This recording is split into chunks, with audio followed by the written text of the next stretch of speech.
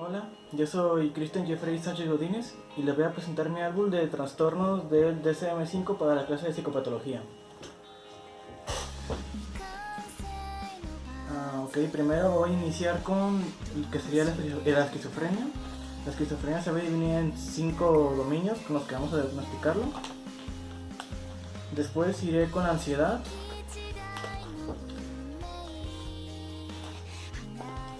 Después con los trastornos disociativos,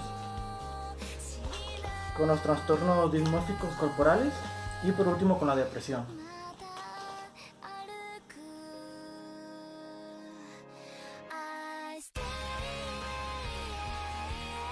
El primer trastorno sería la esquizofrenia. La esquizofrenia se diagnostica a través de 5 dominios. El primero es el delirio. Los delirios son las creencias fijas no susceptibles a cambio aún con pruebas. Se dividen en delirios persecutorios, que son la creencia de ser perjudicado o acosado por alguien. Delirios de referenciales, que son los gestos, comentarios y señales del medio ambiente que crees que se dirigen hacia ti. Delirios de grandeza, que es la creencia de tener habilidades, riqueza o fama superior a la media. Delirios erotomaníacos, que es el creer que otra persona está enamorada de ti. Delirios nihilistas, que es la convicción de que sucederá una catástrofe. Delirios somáticos, que son las preocupaciones por tu salud. Para que esto se consideren extravagantes, tienen que ser inverosímiles, incomprensibles y no provenir de experiencias. La diferencia entre delirio y creencia firme va a depender del grado de convicción que tenga frente a las pruebas que lo refuten.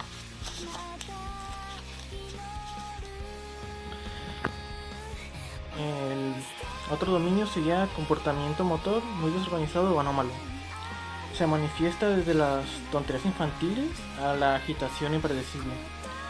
Se evidencian dificultades en el comportamiento hacia un objetivo y para actividades cotidianas. Comportamientos catatónicos, que es la baja reacción al entorno, oscila entre el negativismo, mutismo y estupor, y también puede incluir excitación y catatónica.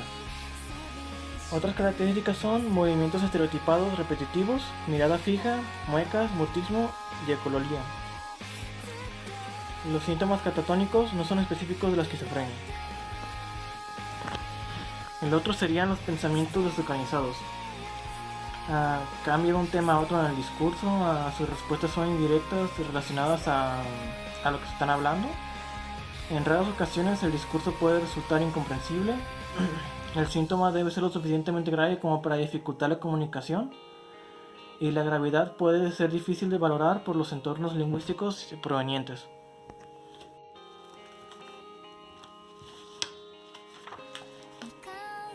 Los siguientes serían los síntomas negativos,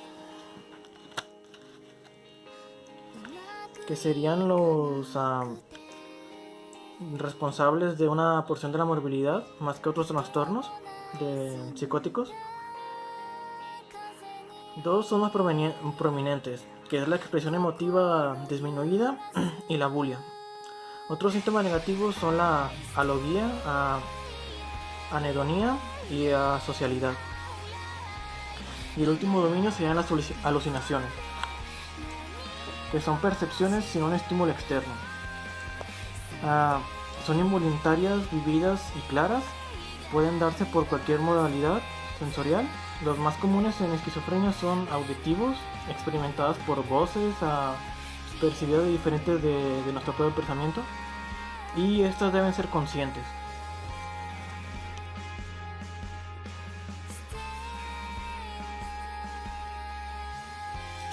La esquizofrenia presenta dos o más de los dominios que mencioné antes.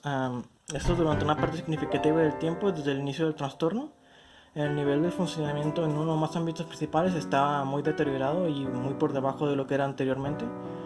Los signos continuos del trastorno persisten durante mínimo 6 meses y al menos un mes de síntomas.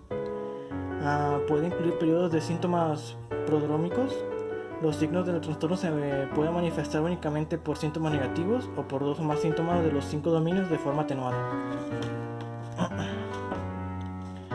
La incidencia es mayor en niños que crecen en un medio urbano y en algunos grupos étnicos minoritarios. tiende a ser menor en mujeres, la edad de inicio por lo tanto es posterior, los síntomas presentes son presentan más carga afectiva, hay menor frecuencia de síntomas negativos y desorganizados y se preserva aún más el funcionamiento social. Muestran un afecto inapropiado, un ánimo disfórico que puede tomar la forma de depresión, ansiedad o enfado, una alteración del patrón del sueño o falta de interés somático. Los déficits cognitivos son comunes, un deterioro de la memoria declarativa, de la del trabajo, del lenguaje y otras funciones ejecutivas.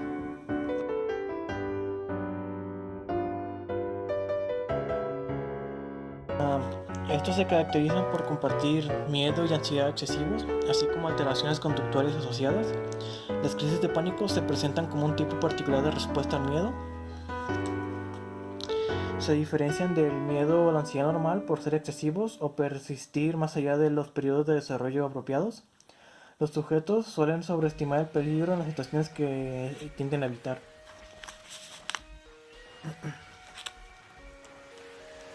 Muchos se desarrollan en la infancia y tienden a persistir si no se tratan apropiadamente. Aparecen más en mujeres que en hombres y se diagnostica solo cuando los síntomas no son atribuidos a efectos fisiológicos. Un trastorno de ansiedad sería el trastorno de ansiedad por separación, que es miedo o ansiedad ante la separación de aquellas personas por las que siente apego en un grado que es inapropiada para el desarrollo. Persiste sobre los daños de la persona que siente apego. Y hay un rechazo a separarse de estas, así como pesadillas y síntomas físicos de angustia. El mutismo selectivo, que es la incapacidad para hablar en situaciones sociales en que hay expectativas para hacerlo. La fobia específica, que son miedos hacia situaciones o objetos precisos o los evitan. Esto no es característico de ese trastorno y el miedo y ansiedad de la evitación están inducidas a la situación fóbica.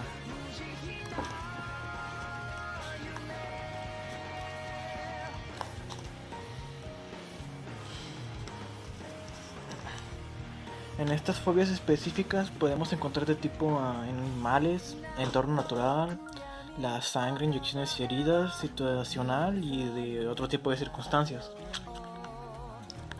En el trastorno de ansiedad social se caracteriza por un miedo o ansiedad ante las interacciones sociales y a ser examinado. La idea que se tiene es de ser evaluado negativamente por los demás.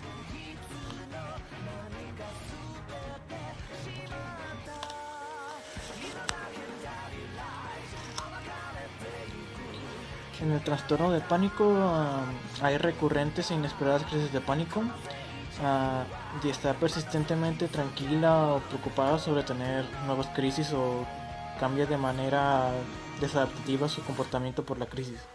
Están de tipo esperadas e inesperadas. La agorafobia es de estar temerosos o ansiosos ante dos o más de las siguientes situaciones: uso del transporte público, estar en espacios abiertos, encontrarse en lugares cerrados, hacer cola, multitudes o encontrarse fuera de casa. En el trastorno de ansiedad generalizada hay una ansiedad persistente y excesiva y una preocupación sobre varios aspectos como el trabajo y el rendimiento social escolar.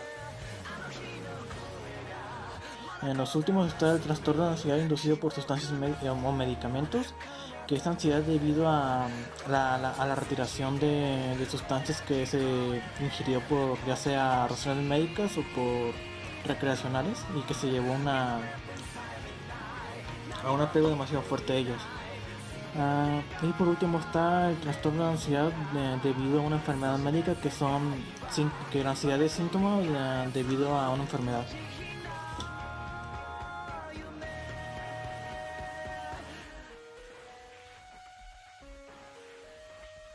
En los trastornos disociativos se caracterizan por una interrupción o discontinuidad en la integración normal de la conciencia, la memoria, la identidad propia y subjetiva, la emoción, la percepción, la identidad corporal, el control motor y el comportamiento. Los síntomas pueden alterar todas las áreas del funcionamiento psicológico, aparecen con más frecuencia como consecuencia de traumas y muchos de los síntomas se ven influidos por la proximidad al trauma.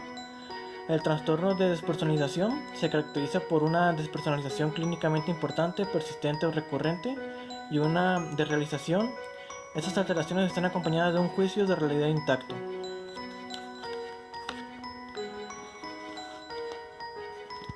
En la amnesia disociativa, la incapacidad para recordar información autobiográfica puede ser localizada, selectiva o generalizada.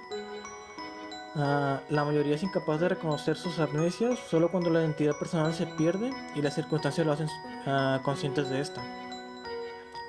El individuo presenta recurrentes e inexplicables intrusiones en su funcionamiento consciente y en el sentido de sí mismo, alteraciones del sentido de sí mismo, cambios dispares de la percepción y síntomas neurológicos funcionales intermitentes.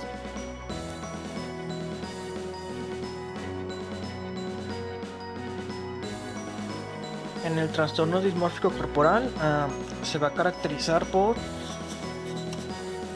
una preocupación por uno o más defectos percibidos en el aspecto físico sin importancia para otros, comportamientos repetitivos como respuestas a la preocupación por el aspecto. La preocupación causa malestar o deterioro en áreas importantes del funcionamiento, y la preocupación por el aspecto no se explica mejor por un diagnóstico de un trastorno de conducta alimentaria. La dismorfia muscular, por ejemplo, ocurre casi exclusivamente en los varones, que es la preocupación por la idea de que el cuerpo es demasiado pequeño o tiene una musculatura insuficiente. También se ve por áreas como la piel o el cabello. En el trastorno dismórfico corporal por poderes, los individuos se preocupan por defectos que perciben en la apariencia de otra persona. La conciencia de esta enfermedad es escasa y un tercio tiene este trastorno dismórfico corporal con creencias delirantes y tienden a tener una mayor morbilidad en algunas áreas. Muchos tienen ideas delirantes de que otras personas se burlan de ellos por su aspecto. Está asociado con altos niveles de ansiedad, ansiedad social, evitación social, depresión, neuroticismo, perfeccionismo, así como con baja extroversión y autoestima. Se ha asociado con una disfunción ejecutiva del procesamiento visual que genera un sesgo en el análisis y la codificación de los detalles, también con altas tasas de abandono y abuso durante la infancia. La prevalencia es elevada en las familias de primer grado de personas con trastornos obsesivos compulsivos. Los varones son más propensos a tener preocupaciones genitales y las mujeres son más propensas a tener un trastorno de la conducta alimentaria comórbida. El funcionamiento psicosocial y la calidad derivan notablemente empobrecidos. Los síntomas más graves se asocian con peor funcionamiento y deterioro en el desempeño de sus funciones. Es común el deterioro del funcionamiento social, incluida la evitación.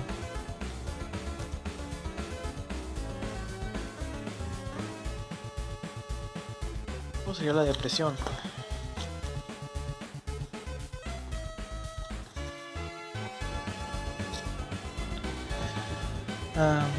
Se divide en trastornos de desregulación disruptiva del estado de ánimo, el trastorno de depresión mayor, el trastorno depresivo persistente, trastorno disfórico premenstrual, trastorno depresivo inducido por una sustancia o medicación, el trastorno depresivo debido a otra afección médica, otro trastorno depresivo no específico y otro trastorno depresivo específico. El rasgo común que tiene es la presencia de un estado de ánimo triste, vacío o irritable, acompañado de cambios somáticos y cognitivos que afectan la capacidad funcional.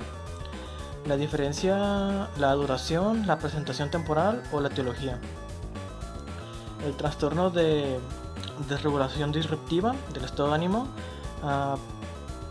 presenta irritabilidad persistente y episodios frecuentes de descontrol conductual extremo en los niños de hasta 12 años.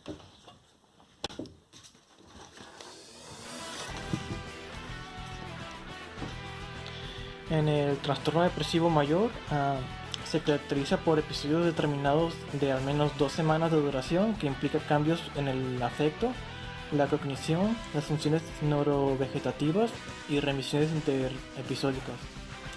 La mayoría de los casos de trastornos suelen ser recurrentes. La depresión relacionada con el duelo tiende a ocurrir en las personas vulnerables a los trastornos depresivos.